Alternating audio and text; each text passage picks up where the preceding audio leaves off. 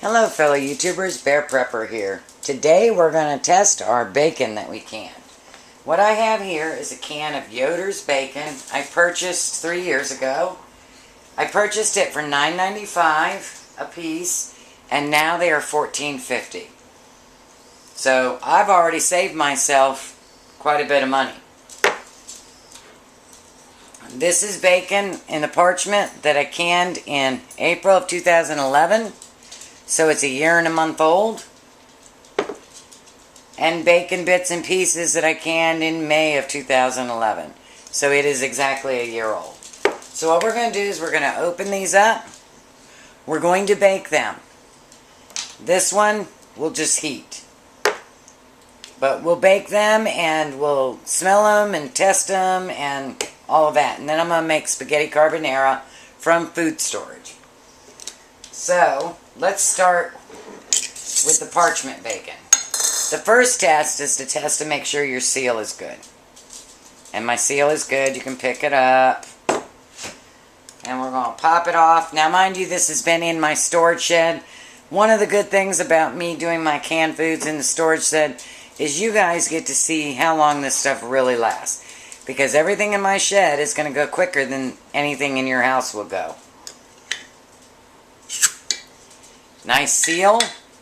No rancid smells. Smells like bacon. Looking good.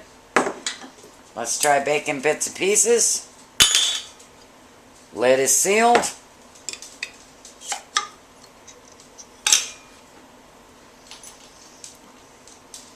Smells like bacon. This does not smell as good as this. And I think it's because you notice the greases are all up at the top and the liquid is at the bottom. There's just a lot more space here so you can smell the bacon. And then we have our can of Yoder's. And if I can remember how to use one of these.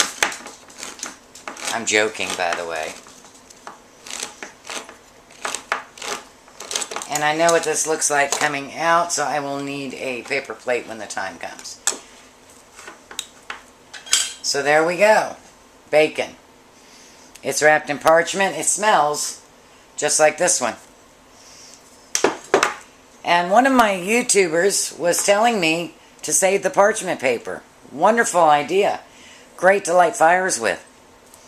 So you can just stick it in a Ziploc and use it to start your fires.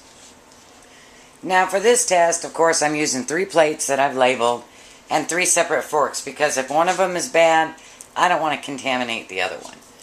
So you could probably warm this up in water and it slides out much easier, but of course I didn't do that. So we're going to take our knife, we're going to slide it backwards. I'm using the flat side around the can. Parchment just to loosen her up.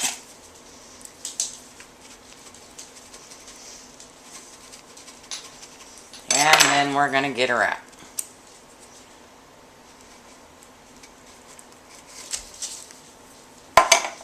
Alrighty, that one goes there.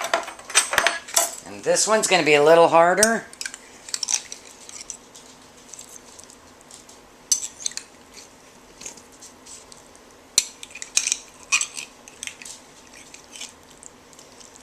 I know, it doesn't look very attractive. But you all know that canned meats don't look attractive. But they sure do taste good. And then the last one. Let me make sure you can see that last one. Oh, you couldn't see any of them. So sorry. There's the Yoder's. There's the bacon bits and pieces. And here's the bacon.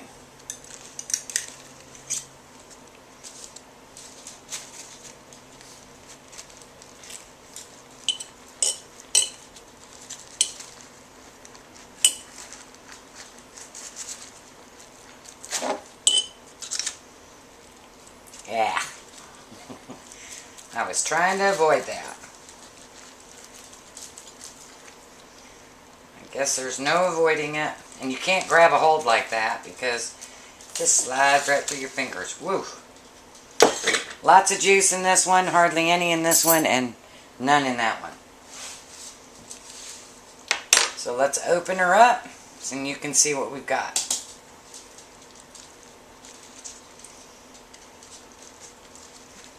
We'll just do that much. And there you go. As you can see, it is not crispy cooked. There is still fat. Let me wash my hands. Bacon bits and pieces. As you can see, they fall apart nicely. And they are, just as they said, bacon bits and pieces. And then the last one. And of course, this always looks good coming out of the can. And there is quite a bit of it in here. There's 50 slices. But remember, you're paying $14.95 for 50 slices. And this one, all you have to do is heat them up. And they open up very nicely. They open up easier when you've heated them. There you go. Slices of bacon. So those are our 3 bacons. So let me go ahead and get them in the oven. Here's the Yoder's bacon. And I have 2 whole rows left. But that's also $14.50 for that. It looks the most like bacon coming out of the can. It is very good. Now here are the other 2. You will notice there is a color difference between the 2. Because this is stretched out in the jar in the parchment, it is cooked more fully. This is not cooked at all. So if you want to preserve as much grease in the jar, do bits and pieces. If you want to preserve as much grease on the paper as you can, then do it that way. Also, if you want what is most likely to resemble slices, do it with the parchment. If you just want flavoring for your beans and stuff, then do it with the bits and pieces. So let me go ahead and get these in the oven. I'm going to put it at 375. I think it's going to take about between 15 and 20 minutes. I will time it and let you know. Okay, I put those on the fire for 6 minutes. Didn't turn them or anything. As you see, there's a little grease coming off of them. They're done. They're wonderful. They smell wonderful. Look at that. Good. And that's all there is to the Yoder's bacon. Still waiting on the bacon to come out of the oven. And there we go. I cooked them both for exactly 30 minutes on 375. Here is the bacon in parchment. As you can see, it looks more like slices. There is hardly any grease in there. And I poured everything from the jar out of it into there. So most of it got absorbed in your parchment. And then here's the bacon bits and pieces. Be great in your potatoes, your beans. And look at all that grease you can cook with. So, depending on what your uses are, and with bacon, just having the flavor is usually all you need. So, I'm going to be doing more this way than that. But it's nice to be able to have somewhat of a slice. And these just came out of the oven, so they're really hot. If I'd taken more time laying them out, I'd have gotten more really nice slices. But I didn't. I'm tired. It's been a long day. And I'm making spaghetti carbonara with our food storage. So let's get our eggs ready. It calls for 4 egg yolks. I'm using whole eggs. It'll work out the same, honest. 8 tablespoons of warm to hot water and 6 tablespoons of eggs.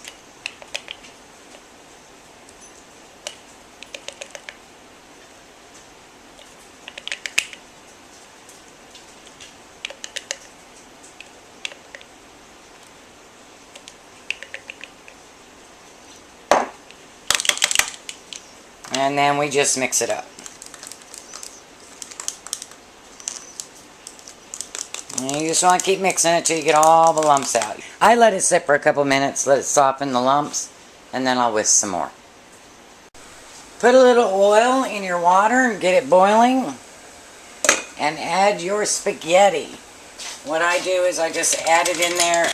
As it softens, I push it down. And go ahead and get it al dente. But if you don't like al dente, do it some other way. And you should all have spaghetti in your food storage. It takes up a whole lot less room than any other pasta, so you can store a lot more. Fits great in a bucket too. Alright, the rest of this goes pretty fast. Once you drain your pasta, you're going to put 2 tablespoons of butter in the bottom of your pan. And then you're going to throw your pasta back in on top of it.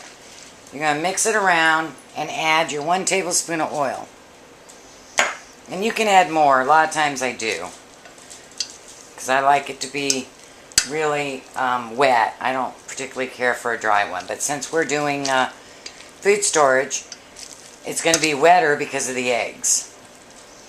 So, but you can always add more oil. Now this is the eggs that we mixed up. See, no lumps. Pour them in. Pour in 2 tablespoons of cream. I've got heavy cream from my food storage. And I've got 2 tablespoons of parsley. You're going to mix all that in before you put your Parmesan cheese in.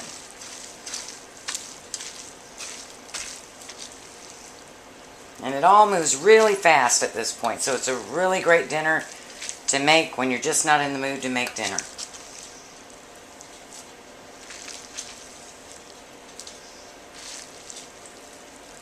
And if you're using raw eggs, you use 4 egg yolks. And you don't cook them because this pasta is really hot and it will cook them. See, it's too dry for me. So we're going to toss some more olive oil in until you like the wetness you like. I don't like it dry. And I'm surprised that the eggs from food storage hardened up like they did, which is real exciting. Alright, so now the last step is to take your bacon that you cooked on the stove and put it in there. I've chopped mine up into pieces. And you're going to put the grease in there too. If you're on a diet, don't put the grease in. I like grease. And then you're going to put your Parmesan cheese in. About 1/4 cup, maybe half a cup, depending on how much pasta you made. Because we're a pasta family and I always make lots of pasta. You're going to mix it up. And dinner is served.